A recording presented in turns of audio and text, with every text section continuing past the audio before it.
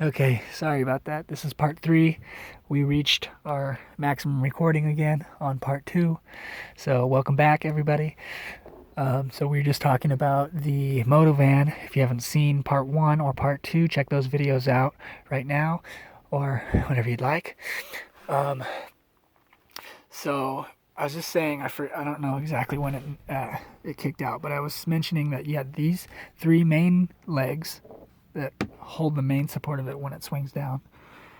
And then I was talking about how there's these other 3 legs.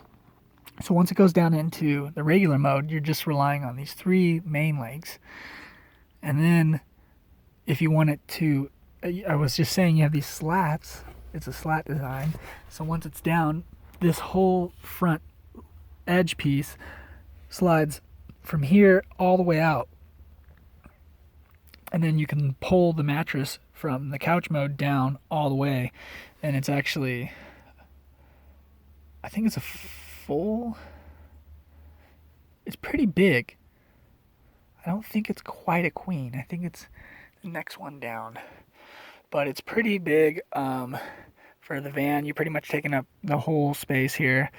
And then once it's down, all of this hidden access space, like if you wanted to get something down here, you wouldn't have to crawl under the bed, because once it's down, you can actually get the access through the side here by pulling the backrest out of the way. So we'll show you that.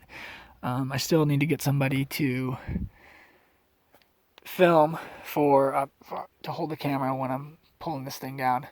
It'll be a better shot. But so anyways, I guess we'll take these down. And then what's nice about them is they're magnetic, so you can kind of, we'll keep that one up. Just let a little extra light in here. And then I use the wheel well space, or this little step in the door, to kind of have a roll-out rug here. So you can use it in here, but I like to use it outside when I get to my campsite, and I put it out in front of these 2 doors right here, and it just rolls out. And when you're done, it's real easy to just kind of throw in here. I usually tuck it in right there, so that if you wanted to get in through the back, it's not in the way. It's just tucked in. This door, you can move it easily. This was already here when I got the thing, when I bought the van, and it's a little janky, and you got to watch out, because these things they'll nab you when you're first moving around. So either going to cut those off or just get a completely different handle. Because this is a cargo van, he was the one that added the actual bench seat and the seat belts, but I've since added everything else. So yeah, thanks for tuning in. This is just going to be this is the end of part 3.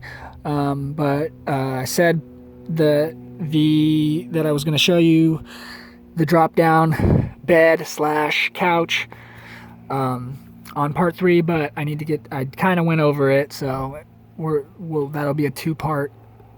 For part 4 is when we'll get somebody to do the camera. So thanks for tuning in. Stay tuned. Once somebody gets home, I'll have them hold the camera, and then I will show you. So then we also have a bug net, which I guess I could show you that. We'll wrap that up. I'll show you the bug net right now. So you drop these clips, and basically you get these 2 pulls that drop down the net, and the net is secured all the way at the top. And then you have these zippers, so you can zip it down on both sides, and the zippers are on the inside and the outside. There's so you can access the zipper from either side, and then that's enough to suffice the bugs, the mosquitoes and stuff. So you could have these doors open with a nice scenery here if you're camping somewhere. Have your bed down, have your couch down, whatever, be lounging, watching TV. You got your solar panels, you're chilling. Maybe you have your heater on. Maybe you got your nice beverages or some nice food stored up in the freezer or the refrigerator. I'm eventually going to put in like a fold down sink kind of prepping area, because I do have this table, right? But I wanted something that would be a little bit more, I wanted to say permanent, but if it's going to be fold down. See, another option was, I was thinking, is if you have the bench in here, maybe make something that's like an add-on thing. It doesn't have to always be here. You can bring it in or bring it out, and it would be like a kitchen set thing. So pretty much like you imagine like an ice chest, similar to this, but maybe like slightly smaller, that what you could put on top of the bench seat. Like when you're not camping, maybe keep it in the back when you're driving. And then let's say if you don't have the bench seat, you could just use it as a standalone without the bench seat. The idea is if the bench seat's in here, you know, when you're camping, you don't really need the seat because it's not doing much. You know, you could sit up there, but to utilize that space, you could put this chest that I'm talking about, that I'm thinking about, on top of the bench seat, turning it into more like a countertop. And then from there, you would have like a sink with like maybe a little water storage thing inside, and like some sort of water pump where you could maybe plug it in or something. You could go about that different ways. And then you could keep like maybe some utensils and just cooking things in there. So you could use it as a countertop, a sink area, and then have maybe water storage in there, or an ability to maybe have the pump in there where you could just hook it so you don't have to add weight by carrying water. You could just have like maybe a hose that pops out, or you already have some other hose that you could connect to it, and once you have it all there's a water pump and everything, it plugs in, and then you have your sink. So then, and maybe there's like some sort of catch for drainage water, and then when you're done with it, you just kind of dump it out somewhere, and you know, just sink water, gray water, whatever, throw it on the bushes or wherever you can, and then, you know, continue on without that extra weight, right? So that would be that idea for that system. That's kind of a forward-thinking idea. Instead of, that would be the alternative to having something fixed, like built in. See, now if I didn't have that rear seat, I could utilize this area here to make that countertop that I'm talking about with the sink and stuff. But then this would be kind of in the way of where the seat is.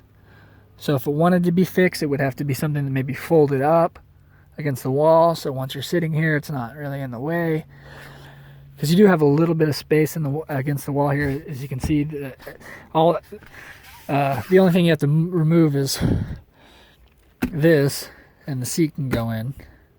Pretty much leave those bags there. You have to slightly kick them out of the way. You can put them underneath the bench, or back here underneath here.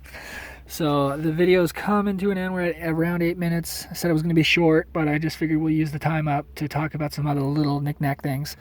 Give you a little view here. So I have 2 outlets on the heater. There's one down here. I'm not sure if you can see it. And you can rotate this to kind of kick the air in different directions. And because this is a straight shot here, and even though it's longer, and this one's at an angle, the pressure is about the same at this lower one and this one.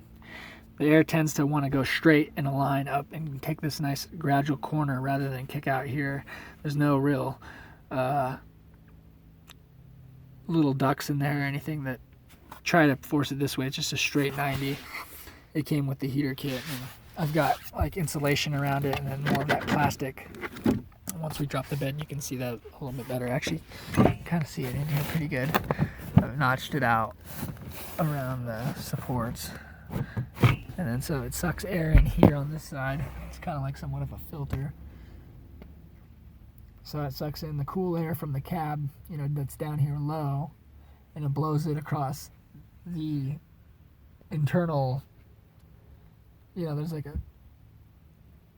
a fan that's sucking in the air, and it's blowing that cool air across the, you know, the engine. It's like, it's not a combustion engine, but in a sense, with like a piston, but there's, you know, the gas that goes in there, so it is kind of a combustion engine where it's heating up that metal, and then there's an exhaust pipe that goes outside of the van and blows all the diesel fumes out and down and out, and that kicks it, you know, to the side, out the side of the van underneath.